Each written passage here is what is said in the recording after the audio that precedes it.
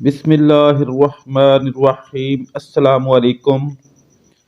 سیرت النبی صلی اللہ علیہ وآلہ وسلم۔ عنوان 100 اونٹوں کی قربانی۔ عبد المطلب کو یہ حکم اس وقت دیا گیا جب وہ اپنی منت بھول چکے تھے۔ پہلے خواب میں ان سے کہا گیا منت پوری کرو۔ انہوں نے ایک مینڈا ذبح کر کے غریبوں کو کھلا دیا۔ پھر خواب آیا اس سے بڑی پیش کرو۔ اس مرتبہ انہوں نے ایک بیل ذبح کر دیا۔ خواب میں پھر یہی کہا گیا اس سے بھی بڑی پیش کرو۔ اب انہوں نے اونٹ ذبح کیا۔ پھر خواب آیا اس سے بھی بڑی پیش کرو۔ انہوں نے پوچھا اس سے بھی بڑی چیز کیا ہے؟ تب کہا گیا اپنے بیٹوں میں سے کسی کو ذبح کرو جیسا کہ تم نے منت مانی تھی۔ اب انہیں اپنی منت یاد آئی، اپنے بیٹوں کو جمع کیا، ان سے منت کا ذکر کیا۔ سب کے سر جھک گئے، کون خود کو ذبح کرواتا؟ آخر عبداللہ بولے ابا جان آپ مجھے ذبح کر دیں۔ یہ سب سے چھوٹے تھے، سب سے خوبصورت تھے، سب سے زیادہ محبت بھی عبد المطلب کو انہی سے تھی، لہذا انہوں نے قرعہ اندازی کرنے کا فیصلہ کیا۔ تمام بیٹوں کے نام لکھ کر قرعہ ڈالا گیا۔ عبداللہ کا نام نکلا۔ اب انہوں نے چھری لی، عبداللہ کو بازو سے پکڑا اور انہیں ذبح کرنے کے لیے نیچے لٹا دیا۔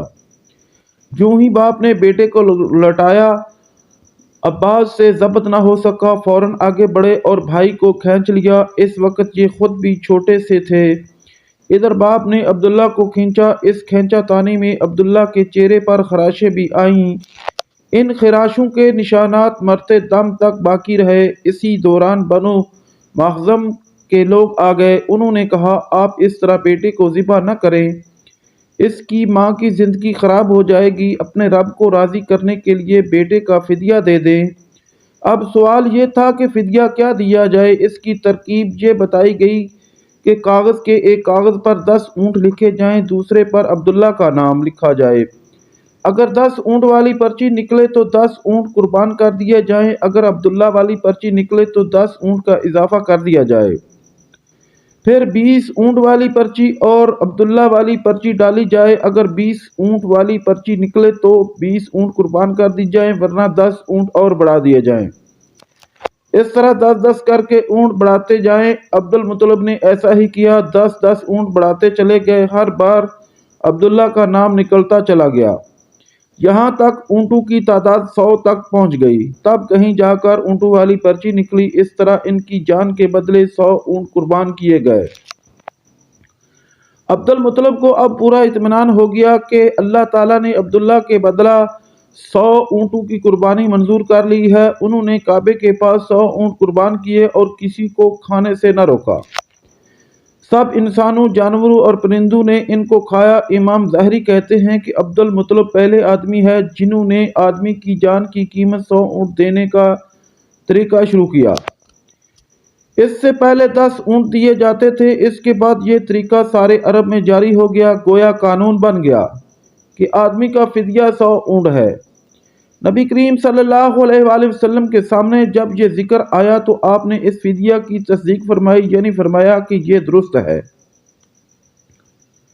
اور اسی بنیاد پر نبی کریم صلی اللہ علیہ وآلہ وسلم فرماتے ہیں میں 2 ذبحوں یعنی حضرت اسماعیل علیہ السلام اور حضرت عبداللہ کی اولاد ہوں۔ حضرت عبداللہ قریش میں سب سے زیادہ حسین تھے، ان کا چہرہ روشن ستارہ کی مانند تھا۔ قریش کی بہت سی لڑکیاں ان سے شادی کرنا چاہتی تھیں، مگر حضرت عبداللہ کی حضرت آمنہ سے شادی ہوئی۔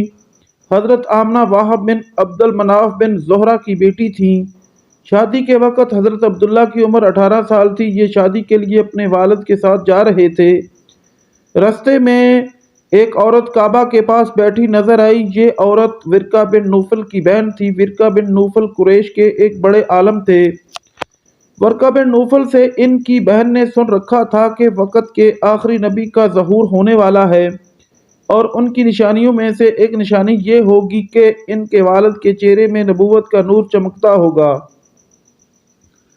جو ہی اس نے عبداللہ کو دیکھا، فوراً اس کے ذہن میں یہ بات آئی۔ اس نے سوچا ہو نہ ہو یہ وہ شخص ہے جو پیدا ہونے والے نبی کے باپ ہوں گے۔ چنانچہ اس نے کہا اگر تم مجھ سے شادی کر لو تو میں بدلے میں تمہیں اتنے ہی اونٹ دوں گی جتنے تمہاری جان کے بدلے میں ذبح کیے گئے تھے۔ इस पर उन्होंने जवाब दिया, मैं अपने बाप के साथ हूँ, इनकी मर्जी के खिलाफ कुछ नहीं कर सकता, ना इनसे अलग हो सकता हूँ, और मेरे वालिद बाइज्जत आदमी हैं, अपनी कौम के सरदार हैं। बहरहाल इनकी शादी हज़रत आमना से होगी। आप कुरैश की औरतों में नस्ब और मुकाम के एतबार से अफजल थीं। हज़रत आमना हज़रत अब्दुल्ला के घर आ गईं। आप फरमाती हैं, जब मैं माँ बनने वाली हुई तो मेरे पास एक शख्स आया, यानी एक फरिश्ता इंसानी शक्ल में आया। इस वक्त मैं जागने और सोने के दरमियानी हालत में थी। आम तौर पर इस हालत को गनुदगी कहा जाता है। इसने मुझसे कहा, तुम्हें मालूम है तुम इस उम्मत की सरदार और नबी की माँ बनने वाली हो। इसके बाद वो फिर इस वक्त आया जब नबी सल्लल्लाहु अलैहि वसल्लम पैदा होने वाले थे। इस मर्तबा इसने कहा, जब तुम्हारे यहाँ पैदाइश हो तो कहना, मैं इस बच्चे के लिए अल्लाह की पनाह चाहती हूँ हर हसद करने वाले के शर और बुराई से। फिर तुम इस बच्चे का नाम मोहम्मद रखना, क्योंकि इनका नाम तौरात में अहमद है और ज़मीन और आसमान वाले इनकी तारीफ़ करते हैं, जबकि कुरान में इनका नाम मोहम्मद है और कुरान इनकी किताब है। एक रवायत के मुताबिक फरिश्ते ने इनसे ये कहा, तुम वक़्त के सरदार की माँ बनने वाली हो। इस बच्चे की निशानी ये होगी कि इसके साथ एक नूर ज़ाहिर होगा, जिससे मुल्क शाम और बसरा के महल्लात भर जाएंगे। जब वो बच्चा पैदा हो जाएगा तो इसका नाम मोहम्मद रखना, क्योंकि तौरात में इनका नाम अहमद है कि आसमान और ज़मीन वाले इनकी तारीफ़ करते हैं, और इंजील में इनका नाम अहमद है कि आसमान और ज़मीन वाले इनकी तारीफ़ करते हैं, और कुरान में इनका नाम मोहम्मद है। हज़रत अब्दुल्ला के चेहरे में जो नूर चमकता था, शादी के बाद वो हज़रत आमना के चेहरे में आ गया था। इमाम ज़हरी फरमाते हैं, हाकिम ने यह रवायत बयान की है और इसको सही करार दिया है कि सहाबा किराम रज़ी अल्लाह ताला अन्हुम ने हुज़ूर नबी करीम सल्लल्लाहु अलैहि वसल्लम से अर्ज़ किया, ऐ अल्लाह के रसूल, हमें अपने बारे में कुछ बताइए।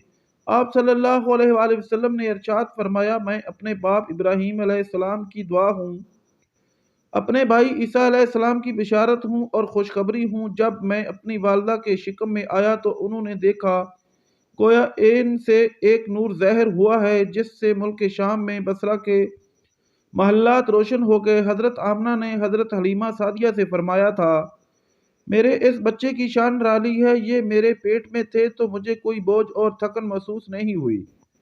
हज़रत ईसा अलैहिस्सलाम वो आखिरी पैगंबर हैं जिन्होंने आप सल्लल्लाहु अलैहि वसल्लम की आमद की खुशखबरी सुनाई है। इस बिशारत का जिक्र कुरान में भी है। सूरत साफ में अल्लाह ताला फरमाते हैं, और इसी तरह वो वक़्त भी काबिल ज़िक्र है जबकि ईसा इब्ने मरियम अलैहिस्सलाम ने फरमाया कि ए बनी इसराइल, मैं तुम्हारे पास अल्लाह का भेजा हुआ आया हूँ कि मुझसे पहले जो तौरात आ चुकी है मैं इसकी तस्दीक करने वाला हूँ, और मेरे बाद जो एक रसूल आने वाले हैं इनका नाम मुबारक अहमद होगा, मैं इनकी बशारत देने वाला हूँ। अब चूँकि हज़रत ईसा अलैहिस्सलाम ये बशारत सुना चुके थे, इसलिए हर दौर के लोग आप सल्लल्लाहु अलैहि वसल्लम की आमद का बेचैनी से इंतज़ार कर रहे थे। इधर आपकी पैदाइश से पहले ही हज़रत अब्दुल्ला इंतकाल कर गए।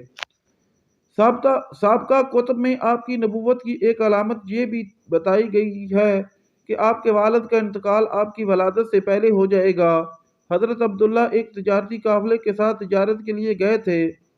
इस दौरान बीमार हो गए और कमज़ोर होकर वापस लौटे। काफ़िला मदीना मुनव्वरा से गुजरा तो हज़रत अब्दुल्ला अपनी ननिहाल यानी बनु नजार के यहाँ ठहरे। इनकी वालदा बनु नजार से थी। 1 माह तक बीमार रहे और इंतकाल कर गए। इन्हें यहीं दफन कर दिया गया। तजारती काफ़िला जब हज़रत अब्दुल्ला के बगैर मक्का मुकरमा पहुँचा और अब्दुल मुत्तलिब को पता चला कि इनके बेटे अब्दुल्ला बीमार हो गए हैं और मदीना मुनव्वरा में अपनी ननिहाल में हैं, तो इन्हें लाने के लिए अब्दुल मुत्तलिब ने अपने बेटे ज़ुबैर को भेजा। जब ये वहाँ पहुँचे तो अब्दुल्ला का इंतकाल हो चुका था। मतलब ये कि आप सल्लल्लाहु अलैहि वसल्लम इस दुनिया में अपने वालिद की वफ़ात के चंद माह बाद तशरीफ़ लाए। नाजरीन, ऐसी मज़ीद वीडियो देखने के लिए हमारे चैनल को सब्सक्राइब, शेयर और लाइक करें, और अल्लाह ताला के किसी एक नाम का कमेंट ज़रूर करें। शुक्रिया।